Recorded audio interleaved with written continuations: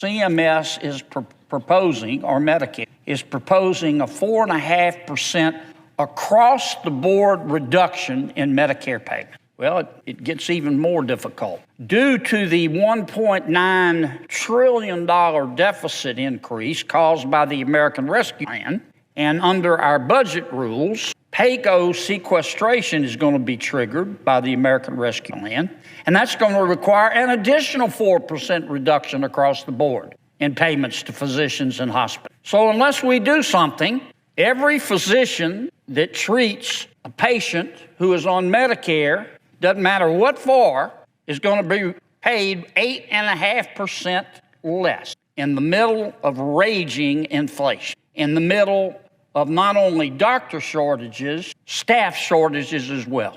And you do not have to be a senior at Caltech to figure out that if you cut physician fees for every different diagnosis for which Americans seek treatment from a Medicare physician by 8.5%, physicians are going to have to either make it up somewhere or stop seeing Medicare patients. So all of a sudden, your doctor under Medicare is not taking any more Medicare payment. And not only that, but the Medicare fee schedule is looked to by private insurance companies when they determine how much to pay physicians under their insurance plan. My bill would freeze the current fee schedule in this sense, not per se, but indirectly. My bill would keep physician reimbursement at existing level. So the amount that doctors are paid today for that earache would be the same next year. My bill would pause the paco cuts until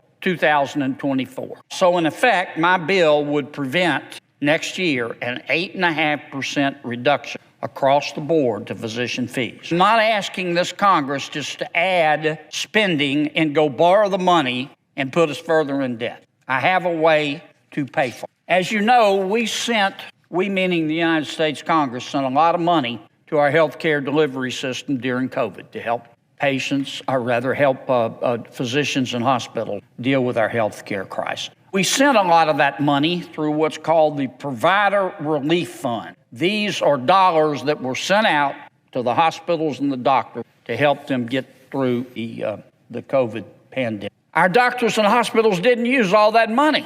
They've returned some of it, believe it or not. So I have a problem, I have a solution, and I have a way to pay for it without us having to spend money we don't have and thereby borrowing. But in order to solve this problem, we have got to do something now. And there are millions of Americans out there that are looking at an 8.5% cut to Medicare when we have an 8% inflation. That's a 16 points a swing. And those millions of people are not just physicians or nurses. They're patients who depend on Medicare for life and death. So I hope that the chairman of finance, who is whip smart, will consider my proposal. It would postpone the paco cuts of 4%, and it would freeze the current fee schedule.